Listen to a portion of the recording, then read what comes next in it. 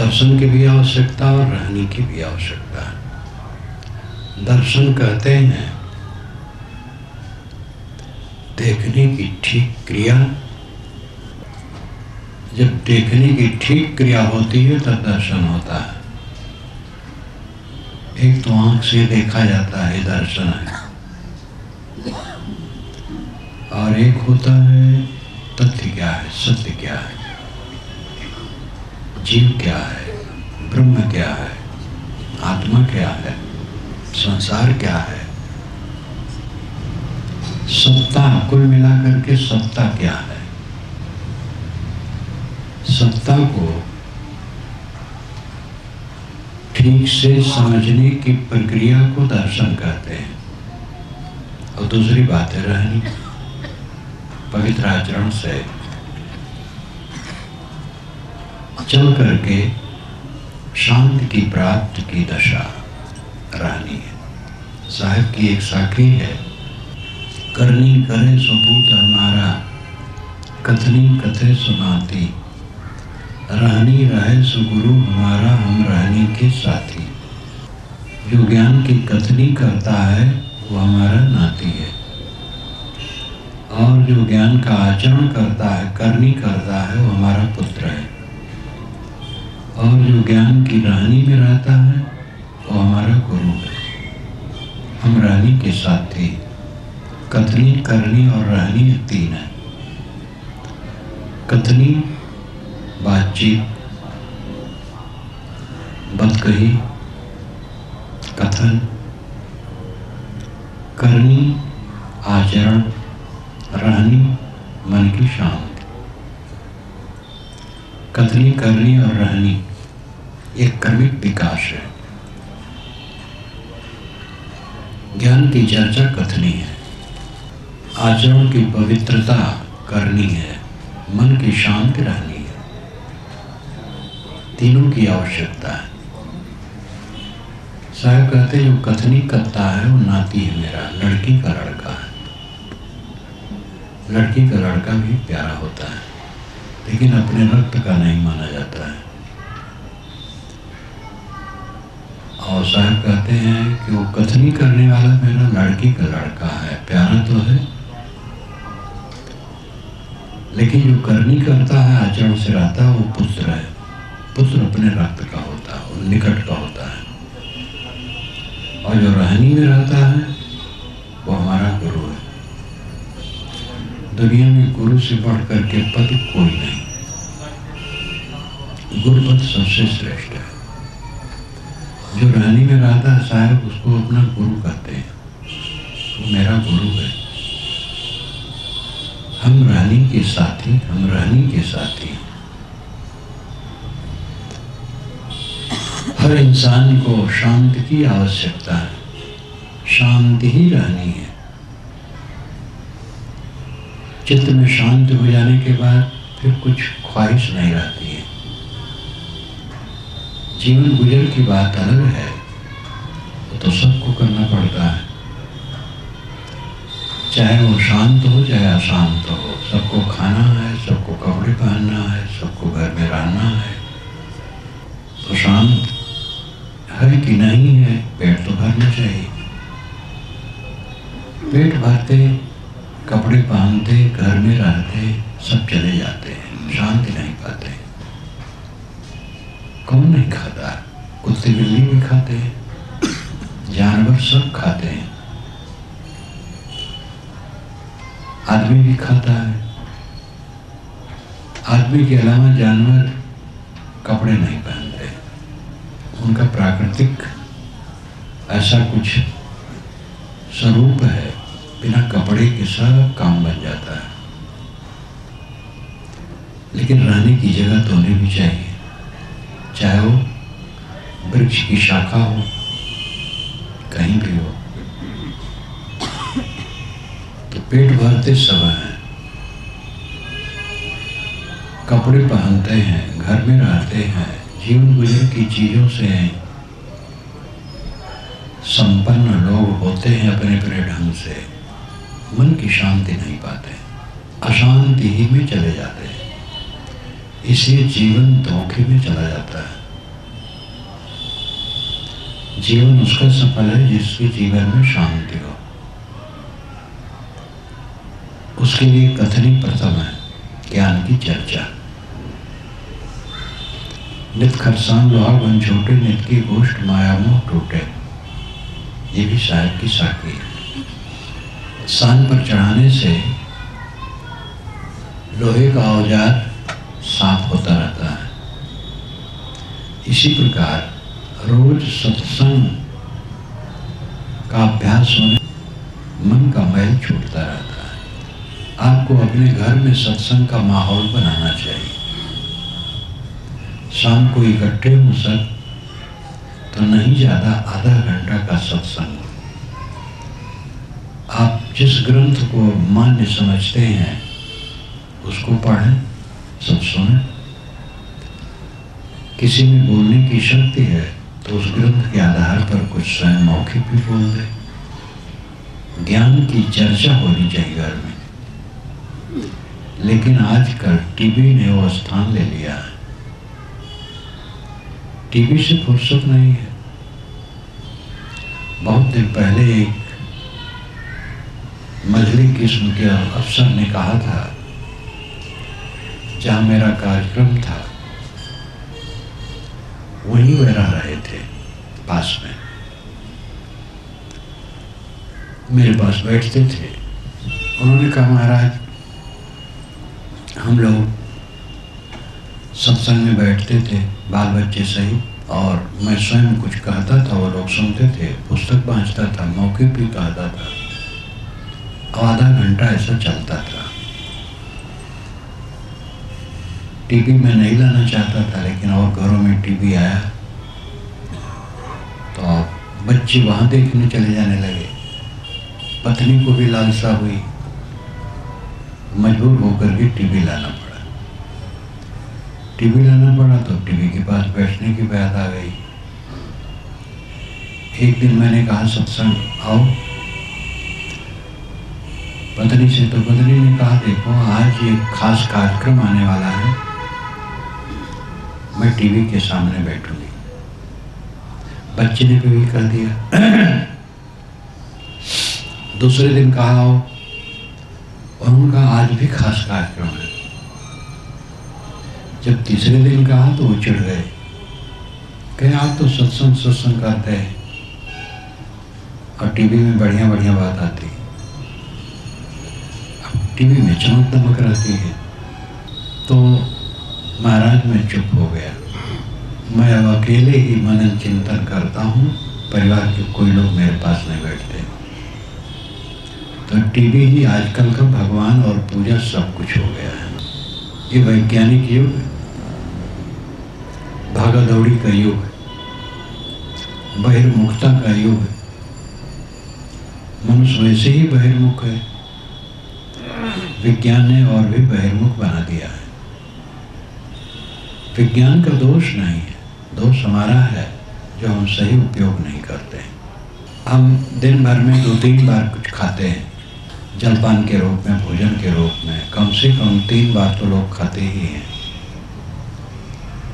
लेकिन आध्यात्मिक खुराक क्या खाते हैं?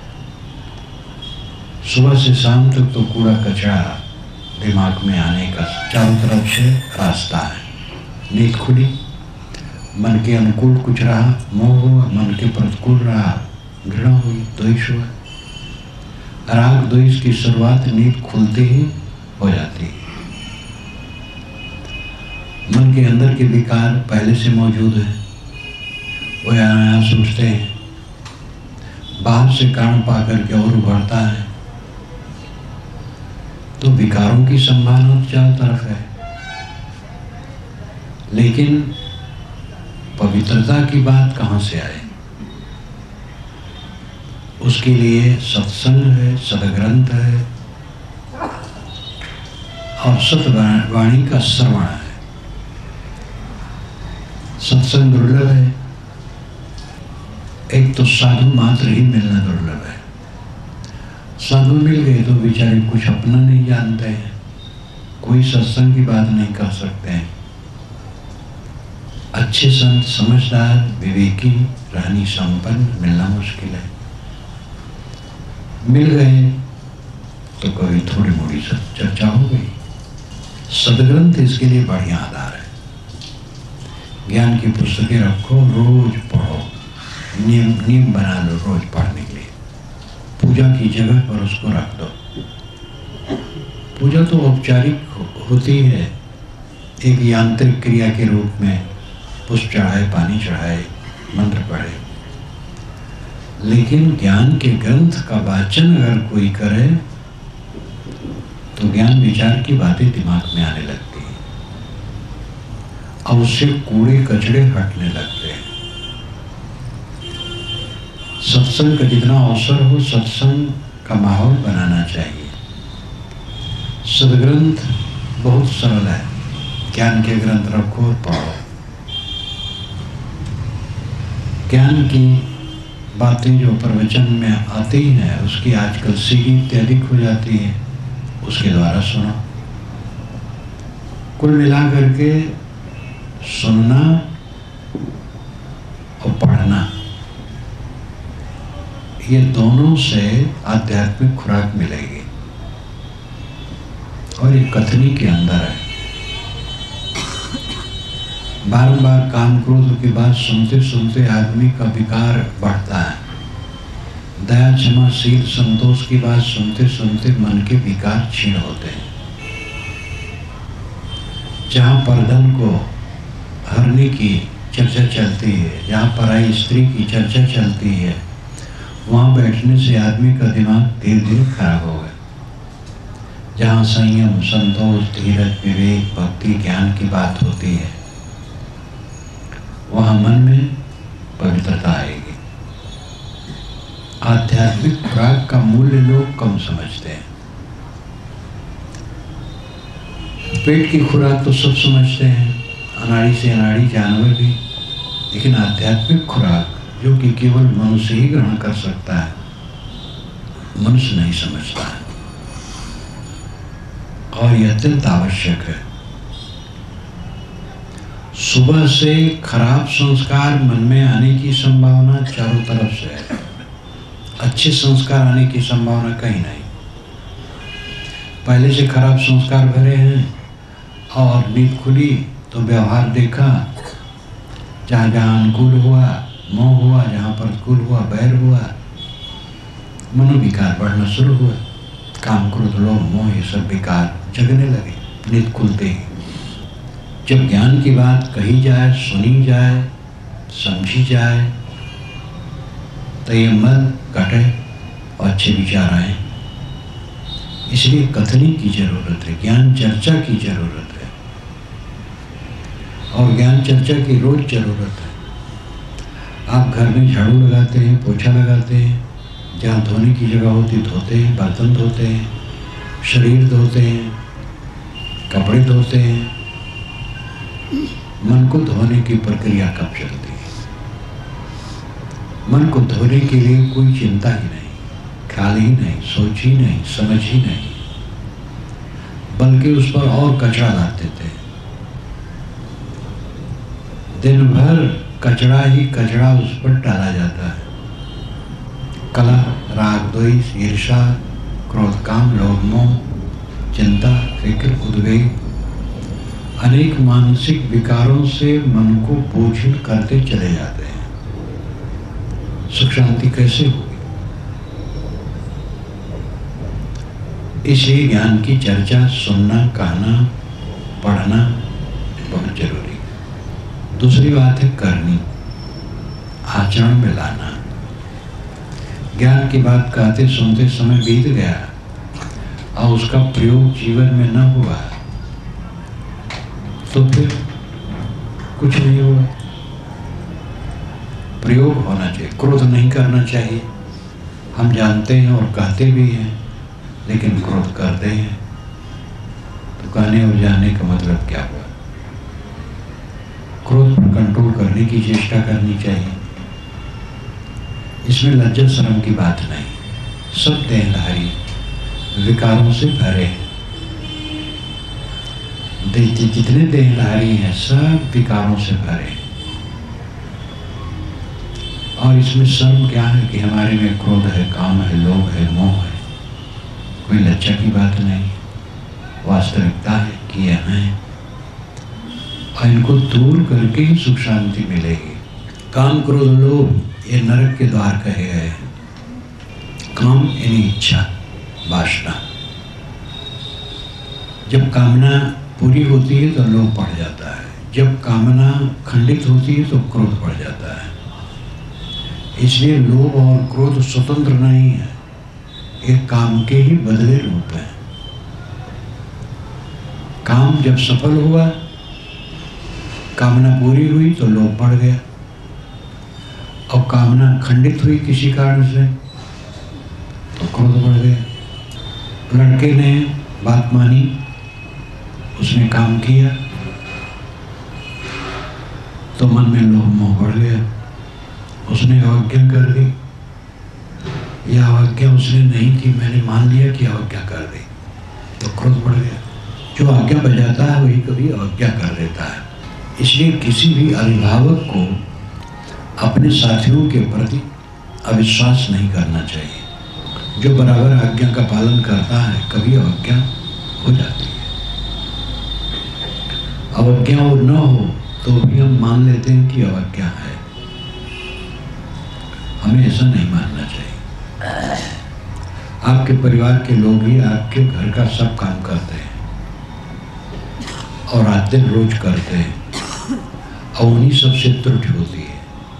और जिनसे त्रुटि होती है, अगर आप उनसे बैर बांधें, उनको कट करें, उनमें अविश्वास करें, तो आप अपनी व्यवस्था को खराब कर रहे हैं।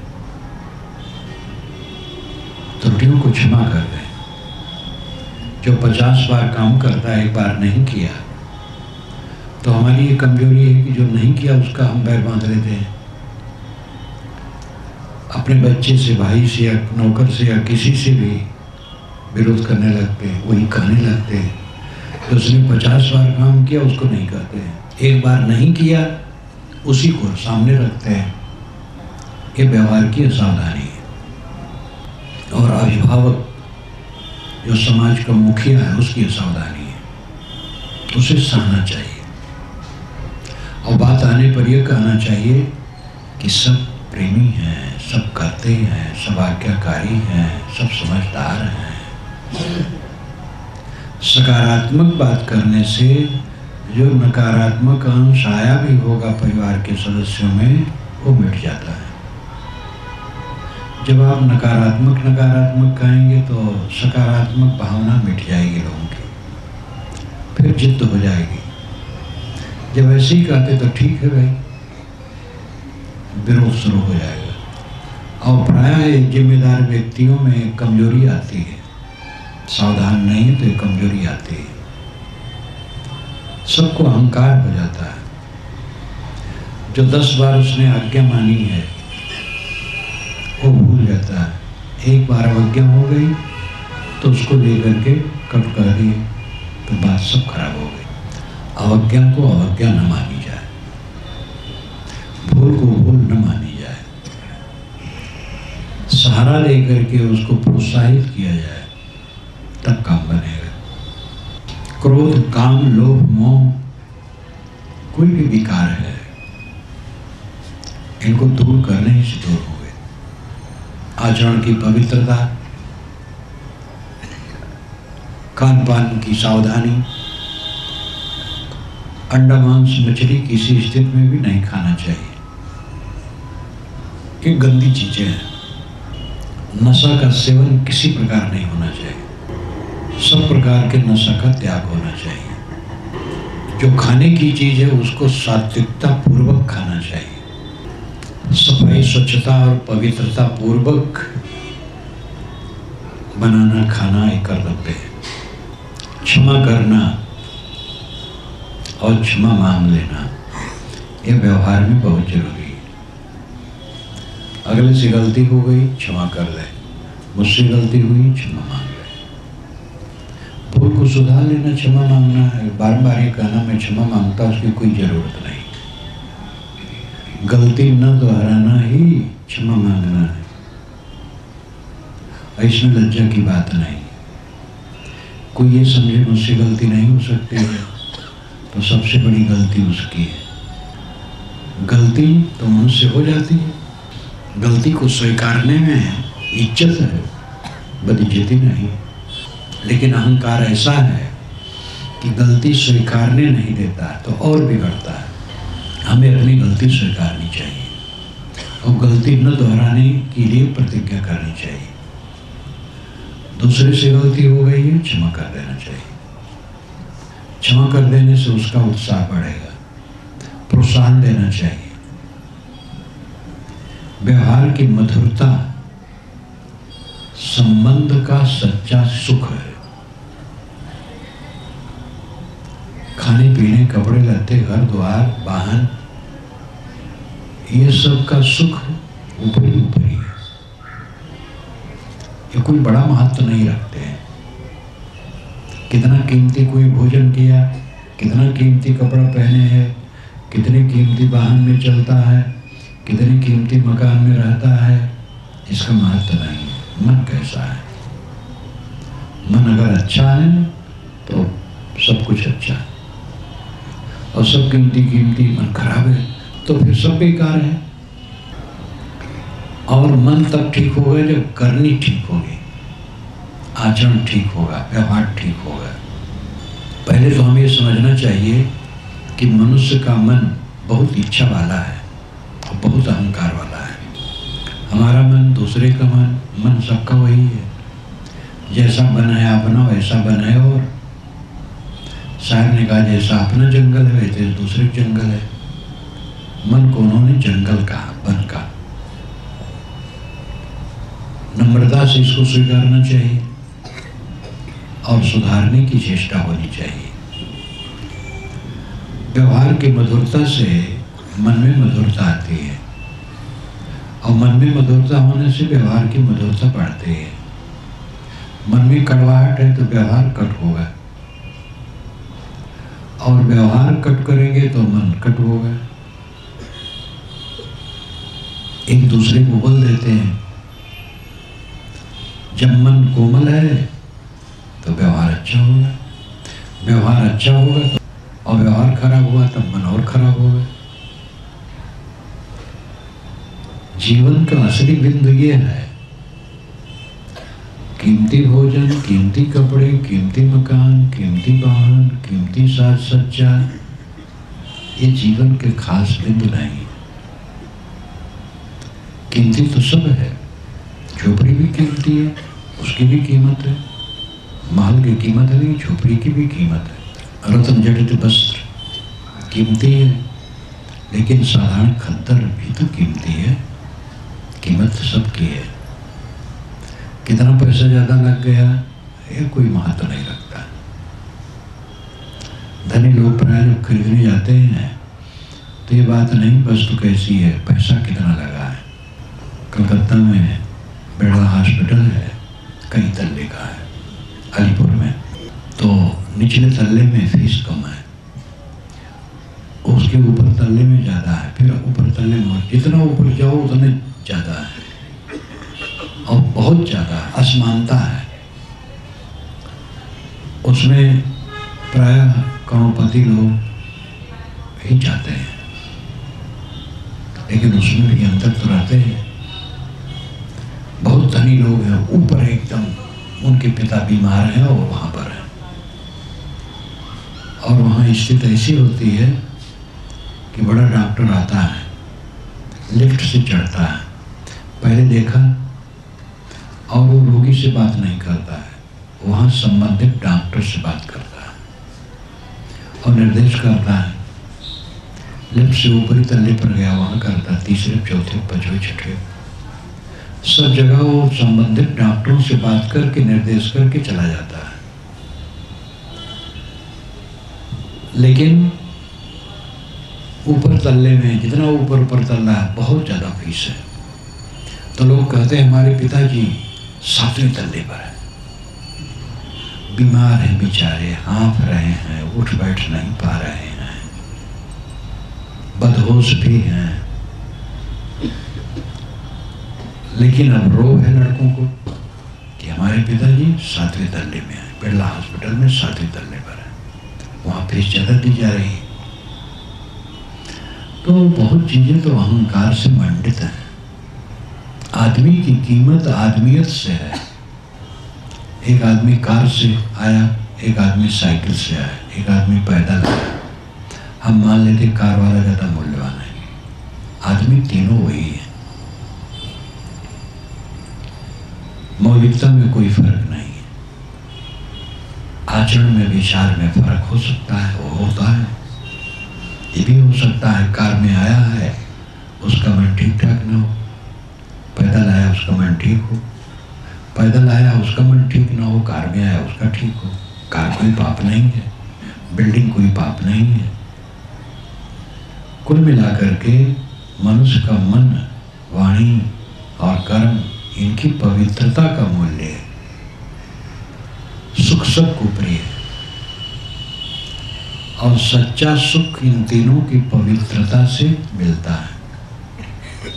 बाहर की चीजों से जो सुख मिलता है वो दिखावा है, क्षणिक है, एक खुजलाहट की तरह है।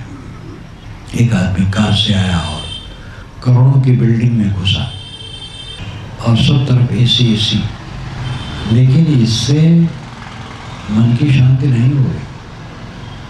मन की शांति होगी मन की निर्मलता से।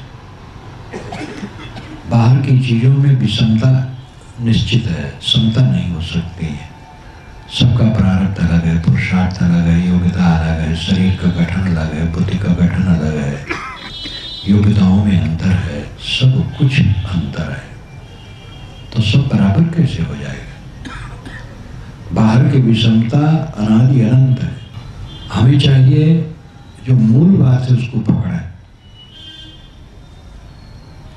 करनी की पवित्रता, चोरी न करो, पर स्त्री पर पुरुष के प्रति कुदृष्टि न रखो, किसी जीव को संताप न दो, झूठ कपट छल से दूर रहो, ईर्षा द्वेष क्रोध मत मत्सर से बचो, किसी गाली न दो, किसी निंदा न करो, झूठ न बोलो।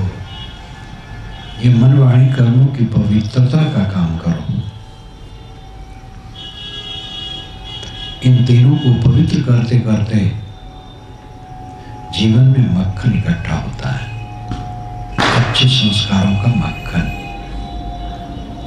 जैसे दूध मथने पर मक्खन निकलता है, कोमल सुस्वाद पौष्टिक, इसी प्रकार मन वाणी कर्मों की पवित्रता से उत्तम संस्कारों का मक्खन इकट्ठा होता है हृदय में और वो सच्चा सुख देता है। संतों के पास कोई ऐश्वर्य थोड़े है, लेकिन वे सुखी क्यों? क्योंकि वह उनके मन वाणी कर्मों की निर्मलता है। अब ऐसे संत को छोड़ो जिसको आप जानते हैं, पकड़े जाते हैं, मुकदमे चलते हैं, जेल में भी जाते हैं, पावरदार हैं, मुख्यमंत्री प्रधानमंत्री तक पहुंच गए तो जेल नहीं जाते हैं तो भी बदनाम होते हैं क्योंकि आचरण भ्रष्ट हैं और हैं बड़े बाबा। वो सब संत नहीं है, उनकी बात छोड़ो। सच्चे संत पहले थे, आज हैं, आगे भी रहेंगे। आपके शहर में कोई दुराचार करे, किसी की लड़की को उठा ले जाए तो अखबार में उसका नाम छपेगा। लेकिन आपके शहर में जो हजारों हजारों लाखों लाखों लोग सदाचारी हैं, पराई स्त्री को माँ बहन बेटी के समान समझते हैं, उनका नाम कभी नहीं छपता है। खराब करने वालों का नाम छपता है, अच्छा करने वालों का नाम नहीं छपता है। अखबार वालों को भी चटपटी चीज चाहिए। आजकल सब बेईमान हैं, सब झूठे हैं, सब लंपट हैं, ऐसी बात नहीं। आज भी अच्छे लोग, गृहस्थों में भी और साधुओं में भी अच्छे हैं, गलत भी हैं, दोनों में भी गलत हैं। पहले भी रहे, आगे भी रहेंगे। लोगों की भ्रम धारणा है कि पहले सब अच्छा था, आज खराब है, आगे और खराब आएगा, लेकिन ऐसी बात नहीं। पहले भी अच्छा बुरा था, आज भी अच्छा बुरा है, आगे भी अच्छा बुरा रहेगा। जिसको आप सतयुग कहते हैं, रामकृष्ण का युग कहते हैं, गुलाम प्रथा थी। आदमी खरीदे और बेचे जाते थे। महाभारत और रामायण में आप पढ़ते हैं इतने दास दासी का दान किए। जब श्री कृष्ण महाराज पांडवों की तरफ से दूत बन करके हस्तिनापुर गए तो यही समझाने गए थे। यद्यप समझते थे कि ये बड़े दुर्योधन महालोभी महाअहंकारी मान नहीं रहा, लेकिन फिर भी अपना कर्तव्य समझे। और जब वो आ रहे थे तो धृतराष्ट्र ने रास्ते में जगह जगह उनके लिए छावनी बनवाई रहने के लिए। और विदुर से उन्होंने कहा, विदुर, श्री कृष्ण महाराज को देने के लिए मैंने कई बातें सोची। तो वो लंबी लिस्ट है महाभारत में, उसमें दास दासियां भी हैं। 100 दास दूंगा। आई महाराज बैठिए। 100 दास दूंगा और 100 दासियां दूंगा। 100 दासियां होगी जो कोई बच्चा नहीं पैदा कि वो कुंवारी होगी। बहुत रतन धन, बहुत लंबी लिस्ट दिया है। विदुर ने कहा कि राजन, ये आपकी बात हमें जम नहीं रही है। आप श्री कृष्ण महाराज को ये धन देकर के फोड़ना चाहते हो, फोड़ेंगे नहीं। इस समय ऐसा नहीं है। दुर्योधन भी बैठा था। दुर्योधन ने भी कहा कि पिताजी आप ये गलत सोच रहे हैं। ये समय ऐसा नहीं है कि आप इतनी सारी उनको चीजें दें। इसमें तो इतना है, आसन बिस्तर दे, भोजन दे, पानी दे, बस यही ठीक है। तो उसमें 100 दासियां और 100 दास देने की बात आती है। दास दासी कोई मशीन से तो नहीं बनाए जाते थे, आदमी होते थे। और कहीं युद्ध में जीत लिया गया, उनको दास दासी बना लिए। पैसा लिए थे, नहीं दे पाए, उनको दास दासी बना लिए। दास दासी एक हेकड़ीपन था। आदमियों को पकड़ करके अपना गुलाम बना लिया गया। पूरी दुनिया में गुलामी प्रथा थी। अभी नेपाल में तो 60-70 वर्ष हुए हैं कुल गुलामी प्रथा खत्म हुई। भारत में बहुत पहले खत्म हो गई है। यूरोप के अनेक देशों में पीछे खत्म हुई है। अमेरिका में गुलाम प्रथा अभी 100 वर्ष हुआ है खत्म हुए, 100-150 वर्ष। जिसको हम सतयुग कहते हैं, उस जमाने में भी गुलाम प्रथा थी। तो अच्छे बुरे हर समय में रहे। आज से हमें निराश नहीं होना चाहिए। आज का जमाना अच्छा है, विज्ञान युग है। इसमें त्रुटियां जरूर आ रही हैं, लेकिन अच्छाइयाँ भी हैं। हमें सुधारने की आवश्यकता है। तो करनी हमारा पवित्र हो। और रहनी मन की शांति। पवित्र चर्चा और पवित्र आचरण का फल होता है रहनी। जो पवित्र चर्चा करेगा, पवित्र वाचन करेगा, पवित्र श्रवण करेगा, इन्हें अच्छी अच्छी बातों को सुनेगा, पढ़ेगा, सोचेगा, तो अच्छा काम करेगा। अच्छा काम करेगा तो उसका मन अच्छा हो जाएगा। तो उसमें शांति आना पक्का है। शांति जीवन का परम सुख है। अब मैं द्वैत पर चर्चा करना चाहूँगा, जो आपका प्रश्न था और आप आ भी गए। आपकी प्रतीक्षा में मैं था। कबीर साहब ने कहा है, एक कहूँ तो है नहीं, दो कहूँ तो गारी, है जैसा रहे तैसा, कहें कबीर विचारी। अगर मैं कहूँ ये कहे तो ऐसा है नहीं। कहना दो में होता है तो एक कहाँ है। देखो यहाँ अनेक लोग बैठे हैं, पूरे संसार में अगणित लोग हैं, तो एक कहाँ है। तत्व एक नहीं है। मिट्टी, पानी, आग, हवा, आकाश अलग अलग तत्व हैं।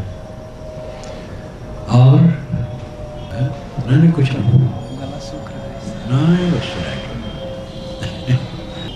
ये जितने तत्व हैं अलग अलग, oxygen, hydrogen, nitrogen, phosphorus, radium इत्यादि वैज्ञानिक भाषा में कहा जाए तो अलग अलग तत्व हैं। एक तत्व तो नहीं है, तत्व अनेक है और जीवात्मा अनेक हैं।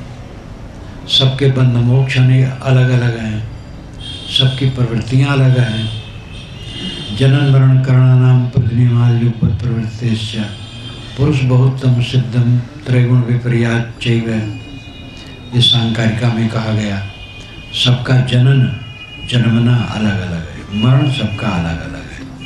जनन मरण कर्णानाम प्रतिनियमात्, कर्णों के प्रतिनियम, ज्ञान इंद्रियों के अपने अपने नियम सबके अलग अलग हैं। कोई आँख खोल के देख रहा है, कोई आँख बंद करके सो रहा है, कोई दौड़ रहा है, कोई लेटा है।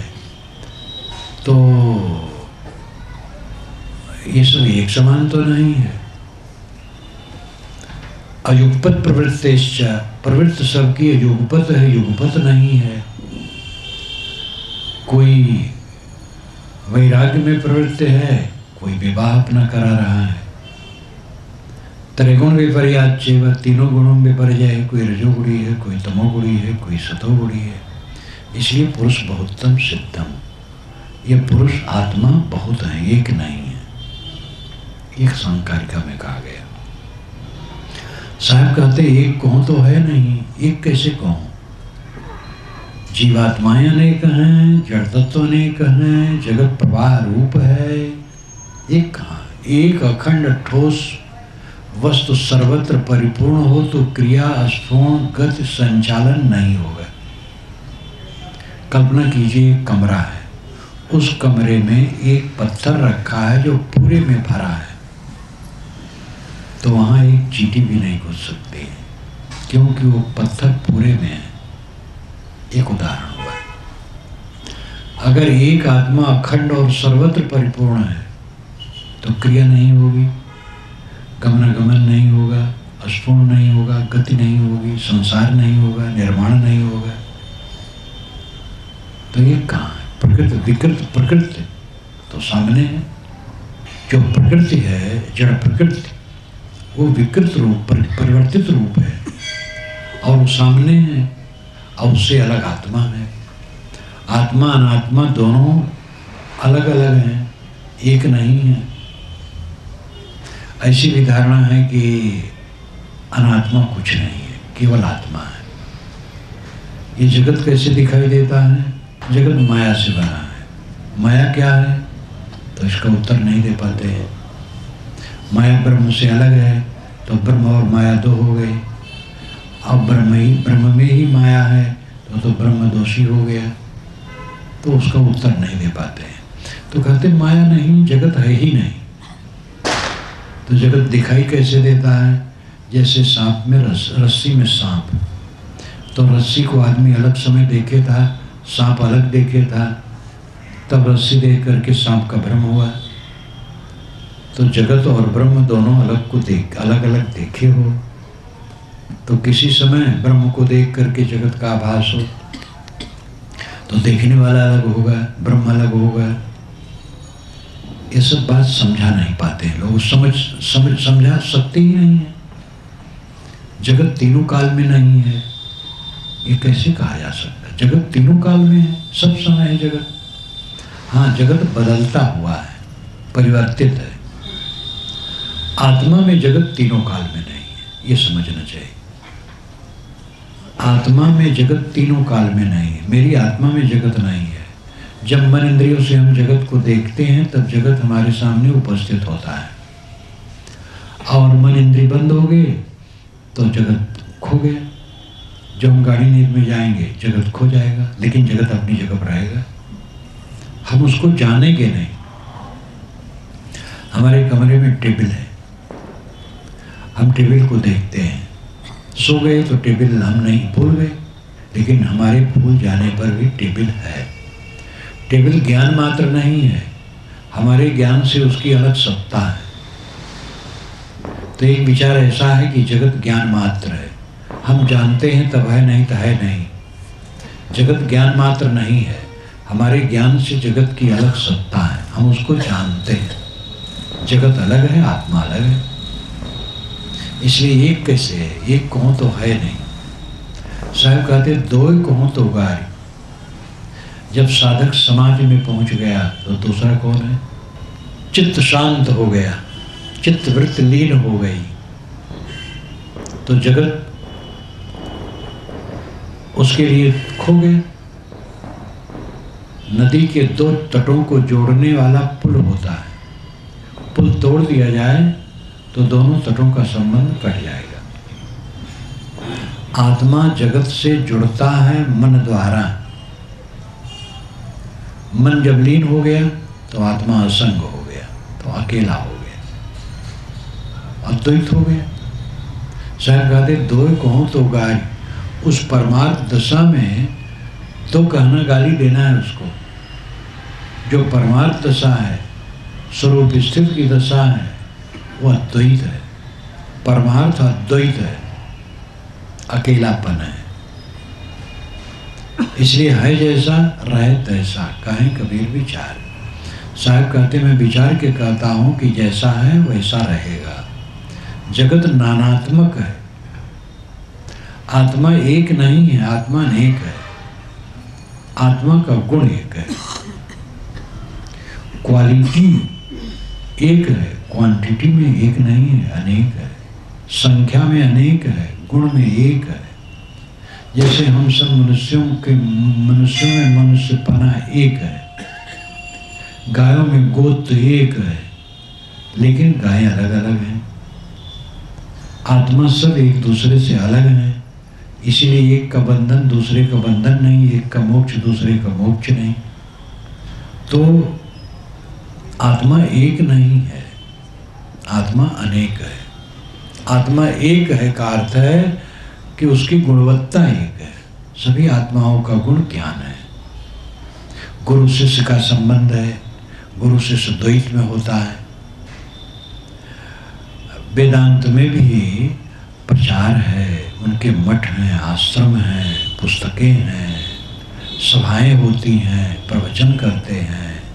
अगर वो दूसरा न समझे तो किसके सामने प्रवचन करेंगे? तो अनेक प्रत्यक्ष है, एक कैसे है? लेकिन जब संकल्प को छोड़ करके शांत हो गया, सारे संकल्प शांत हो गए, तब द्वैत कहाँ है? संकल्प द्वैत बनाता है। संकल्प शांत हुआ, द्वैत खत्म हुआ। चित्त जगत रचता है। अब इसमें भी समझने का अंतर है।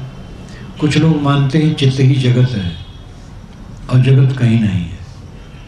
विवेकवान कहते हैं चित्त में जगत का प्रतिबिंब पड़ता है, तो चित्त हमारा जगत बन जाता है। लेकिन हमारे चित्त से जगत अलग है, हमारे सोचने से जगत अलग है। हम इस मंदिर को सोचे या न सोचे, मंदिर है। मंदिर टूट जाएगा तो इसके कण रहेंगे, फिर वो कार्य रूप में परिवर्तित हो जाएंगे। जगत तीनों काल में नहीं है, इसका एक सीमा में अर्थ है। आत्मा में जगत तीनों काल नहीं है। हमारी आत्मा में तीनों काल जगत नहीं है, तीनों काल में जगत नहीं है। लेकिन जगत में जगत नित्य है, वो प्रवाह रूप है, परिवर्तनशील है, एक रूप नहीं रहता है, क्योंकि विकारी है। आत्मा निर्विकारी है, इसलिए वो कूटस्थ है, निर्मल है, एक समान है, और जगत परिवर्तनशील है। तो साहब कहते हैं एक कहूँ तो है नहीं, एक कैसे कहा जाए? और दो कहूँ तो गाय। जब उस अवस्था में पहुँच गया साधक, सारी कामनाएं वासनाएं छूट गई, चित्त निर्मल हो गया और वृत्ति शांत हो गई, समाधि लीन हो गया, तो अद्वैत हो गया, अकेला हो गया। द्वैतादि वही भयम भवति, शुद्ध वचन है। द्वैताद, द्वैत उपस्थित होने से वही निश्चय भयम भय भवति होता है। ये निश्चय है कि द्वैत सामने होने से भय होता है। तो द्वैत क्या है? चित्त। चित्त द्वैत बनाता है। चित्त शांत हो गया, द्वैत खत्म हो गया, अकेला हो गया, अद्वैत हो गया, भय खत्म हो गया। कबीर साहब अद्वैत मानते, अंतिम स्थित अद्वैत है, लेकिन वो ये नहीं मानते जगत नहीं है। जगत तीनों काल में है। अब आत्मा एक नहीं है, आत्मा अनेक है। और सब आत्मा स्वतंत्र है, एक दूसरे से भिन्न है, और यही इसका व्यवहारिक स्वरूप है। और इसी को आप समझा सकते हैं। उसको तो समझा नहीं सकते हैं। एक आत्मा है, दूसरा है ही नहीं है, तो किससे बोल रहे हैं? तो बड़ा मुश्किल है उत्तर देना। सर राधा कृष्ण ने वेदांत विचार करते हुए इंडियन फिलॉसफी में लिखा है कि जब विश्वविद्यालय में बच्चे ये प्रश्न उठाते हैं सर्परज्जु का, तो उत्तर नहीं दे मिलता। सर राधा कृष्ण विश्वविद्यालय में पढ़ाते रहे, दर्शन विभाग, बहुत बड़े दार्शनिक पुरुष हुए हैं।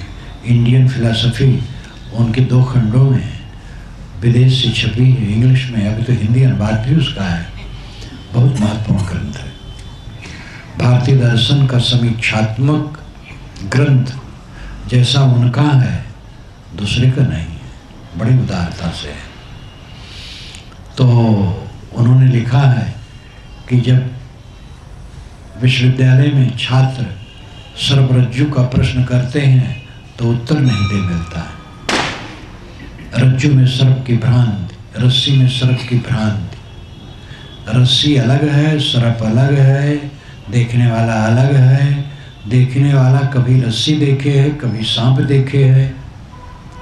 तब किसी समय में थोड़ा अंधकार प्रकाश मिलित है और रस्सी पड़ी है तो उसको भ्रम होता है सांप है क्या। रस्सी देखे, सांप अलग अलग देखे तो भ्रम होता है। तो रस्सी और सांप दोनों अपनी अपनी जगह पर है। इसी प्रकार जगत और ब्रह्म दोनों अपनी जगह पर है। ब्रह्म आत्मा है और जगत ये जड़ जगत है। अद्वैत होने के लिए चित्त बात शांत कर दो, चित्त शांत हो गया, बस अकेला हो गया, ये अद्वैत है। कबीर साहब इसी ढंग का अद्वैत मानते हैं जो बिल्कुल व्यवहारिक और समझाया जा सकता है। इसके विषय में संक्षेप ही कहना यहाँ संभव है। इसके लिए ज़्यादा सत्संग के लिए फिर हमारा आपका अलग बैठक हो और मल्ल युद्ध दोनों में हो।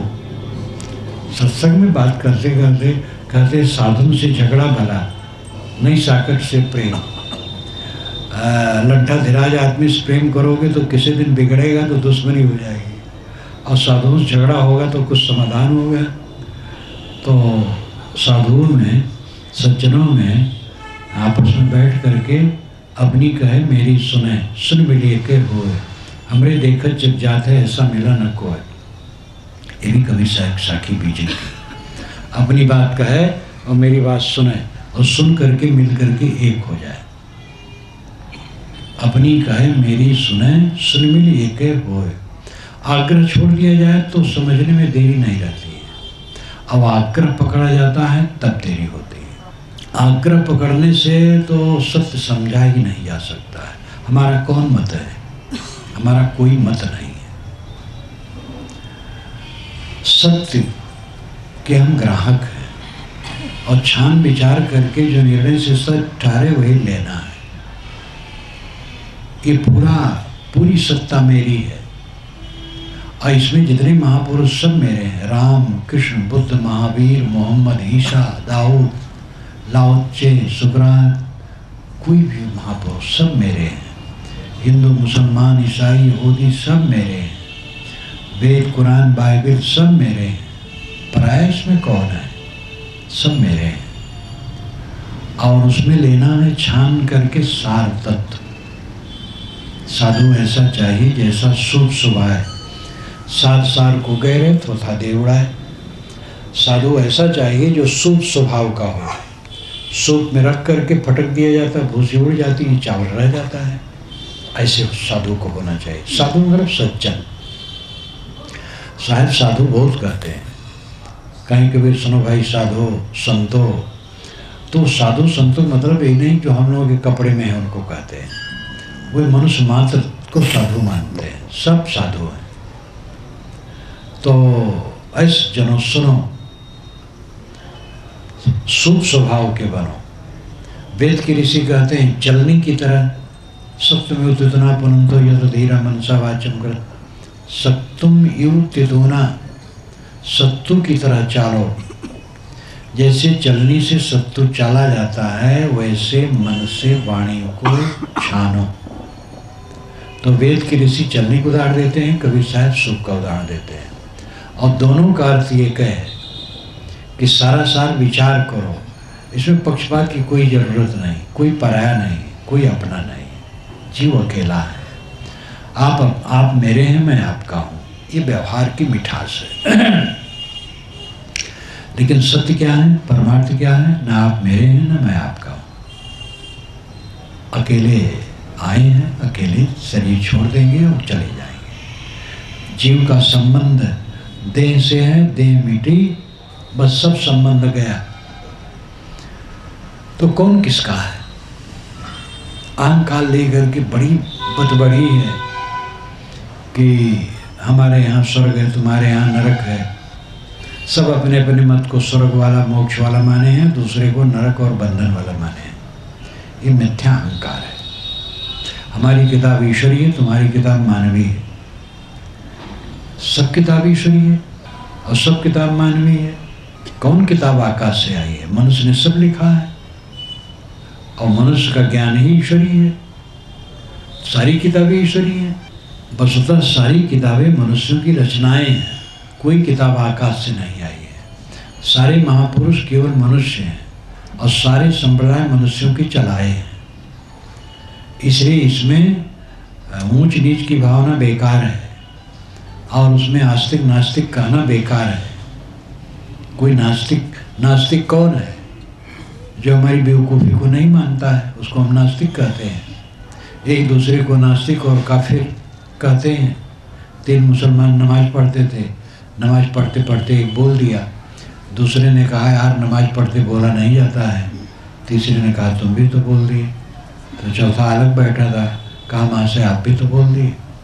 तो हम आपको कहते हैं नास्तिक, आप हमें कहते हैं नास्तिक, तो सब मिला करके सब नास्तिक हो जाते हैं। और नास्तिक कोई नहीं है, नैतिकता सब मानते हैं। नास्तिक ये धर्म के क्षेत्र में एक गाली है जो कमजोर लोगों द्वारा गढ़ी गई है। कबीर साहब का विचार यह है कि सब जितने महापुरुष हैं सब मेरे हैं, सब शास्त्र मेरे हैं, पूरी मानवता मेरी है। और विचार करके निर्णय करके बात को समझो। विवेक सब के ऊपर है। महापुरुष हमारे सिर पर हैं, ग्रंथ हमारे सिर पर हैं, शास्त्र हमारे सिर पर है, परंपरा हमारे सिर पर है, लेकिन विवेक को खो करके नहीं। विवेक से तौल करके ही हम निर्णय ग्रहण करेंगे।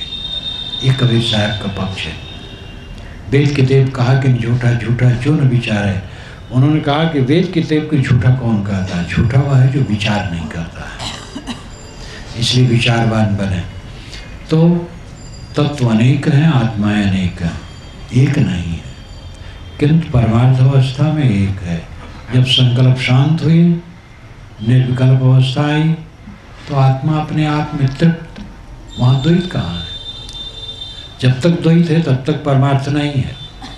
जब तक मन संकल्प विकल्प वाला है, परमार्थ नहीं। संकल्प विकल्प शांत हुए, आत्मा अपने में स्थित है, अद्वैत हो गया।